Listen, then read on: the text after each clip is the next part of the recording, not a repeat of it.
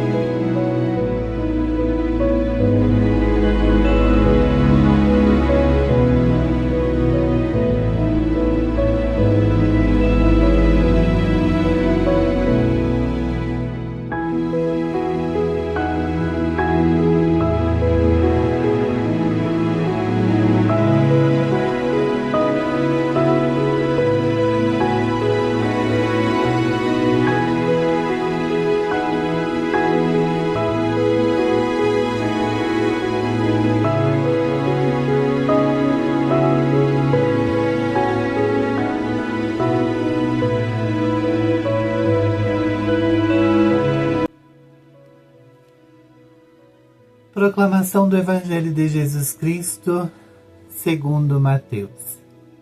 Naquele tempo, Jesus foi à região de Cesareia de Filipe e ali perguntou aos seus discípulos: Quem dizem os homens ser o Filho do Homem? Eles responderam: Alguns dizem que é João Batista, outros que é Elias, outros ainda que é Jeremias ou algum dos profetas. Então Jesus lhes perguntou: E vós, quem dizeis que eu sou? Simão Pedro respondeu: Tu és o Messias, o Filho de Deus vivo. Respondendo, Jesus lhe disse: Feliz és tu, Simão, filho de Jonas, porque não foi um ser humano que te revelou isso, mas o meu Pai que está no céu. Por isso eu te digo que tu és Pedro, e sobre esta pedra construirei a minha igreja, e o poder do inferno nunca poderá vencê-la. Eu te darei as chaves do reino dos céus. Tudo que tu ligares na terra será ligado nos céus. Tudo que desligares na terra será desligado no céu. Palavra da salvação. Glória a vós, Senhor. Amigas e amigos, celebrar a solenidade de São Pedro e São Paulo é fazer memória de dois grandes apóstolos que têm uma importância inigualável na Igreja primitiva e, como consequência, para nós também na atualidade. Se focarmos na primeira leitura, nós veremos o destaque na figura de Pedro, que é libertado diante de uma prisão que estava para ser apresentado a Herodes, e miraculosamente as correntes caem e Pedro é libertado para continuar a sua missão. Pedro caminhou com Jesus. Paulo, na segunda leitura, apresenta um resumo da sua missão, de tudo aquilo que ele fez, do chamado que ele teve e também de ter combatido o bom combate. Ele usa essa expressão porque antes de ele ter a visão de Jesus no caminho de Damasco, ele perseguia os cristãos. E depois que ele teve essa visão, com Cristo crucificado, ressuscitado, ele entendeu que a sua missão era abraçar o projeto de Deus na pessoa de Jesus Cristo e levar adiante esse projeto. Então nós temos dois apóstolos que foram martirizados em datas diferentes, mas se celebra no mesmo dia devido à importância que eles exercem na vida da Igreja. O episódio do Evangelho de hoje que nós escutamos, ele se dá no norte da Galileia, na Cesareia de Filipe. O que significa esse termo? Às vezes a gente ouve tanto esse termo, Cesareia de Filipe, mas não consegue entender o seu significado. Nada mais é do que uma cidade. E ela recebeu esse nome porque Herodes Filipe, que governava a região, fundou esta cidade e homenageou o imperador romano e também a si mesmo. Por isso, Cesareia, que vem de César, cidade de Filipe e de César. Pedro no Evangelho é a figura central. Por que é a figura central? Porque Pedro faz uma confissão de fé muito importante. Quando Jesus percebe que a sua missão já não tem mais aquela ênfase que teve no início e que a sua tomada de decisão de estar ao lado dos pequenos e fracos fez com que ele fosse perseguido, ele percebe que o caminho da cruz está chegando. Então ele começa a fazer alguns diálogos com os discípulos. E no diálogo de hoje, dividido em duas partes, ele faz algumas interrogações aos discípulos que estão com ele, muito importantes. O que o povo pensa sobre mim? O que vocês pensam sobre mim? Na resposta do povo, nós percebemos que é apresentado uma continuidade dos profetas. E Jesus é visto como um homem bom, que acolhe aqueles que são perseguidos e excluídos pelo Império Romano, dá atenção a eles, ajuda eles nas suas necessidades. Então Jesus é a continuidade dos profetas. É um homem bom. Mas para os discípulos, Pedro toma a frente e diz que Jesus é o Messias, o Filho de Deus, o enviado de Deus. E aqui, Jesus depois ele coloca que não foi nenhum ser humano que revelou esta resposta, mas foi Deus. E ao revelar esta resposta, Pedro reconhece que Jesus tem também a sua origem divina. Teologicamente, nós chamamos isso de união hipostática, ou seja, a dimensão humana e divina na mesma pessoa. Então, a resposta de Pedro é uma verdade revelada por Deus. E essa verdade revelada indica a profunda unidade, união entre o Pai e o Filho.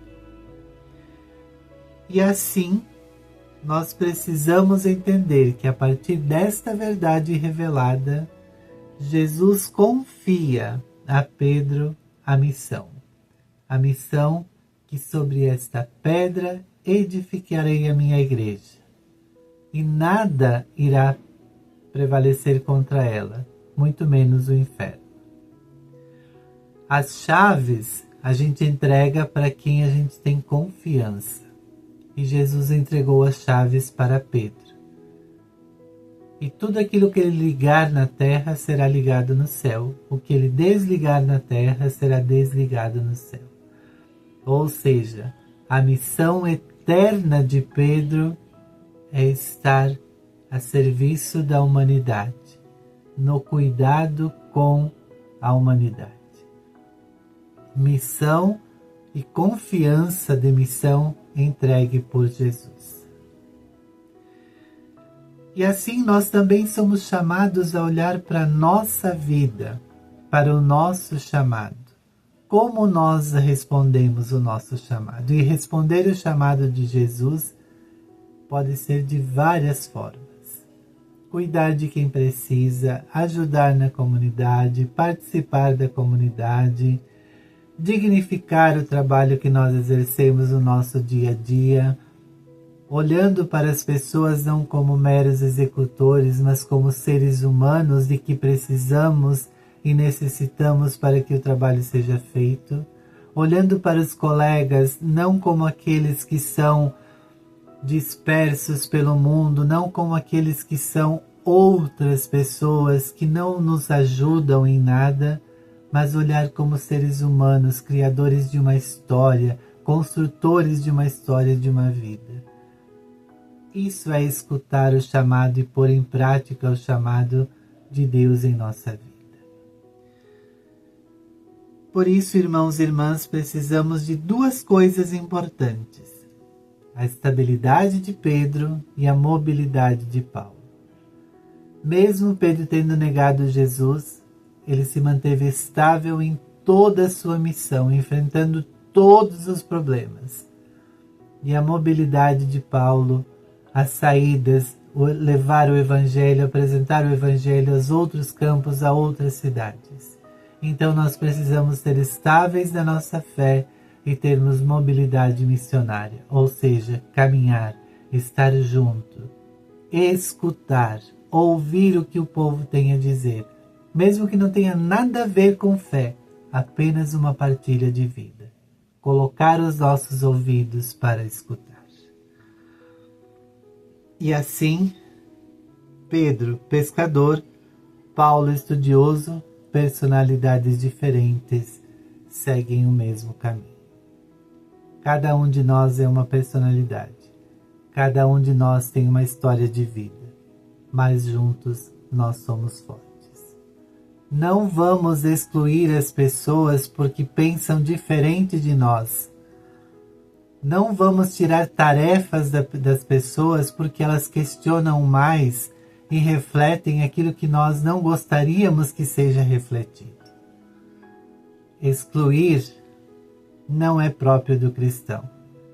Quem exclui, mesmo que exerça função importante na vida da igreja, não merece ser chamado de cristão. porque o cristão acolhe, escuta e orienta. Tenhamos uma boa semana, com o coração aberto, feliz, para a graça de Deus e para a escuta dos nossos irmãos e irmãs. Amém.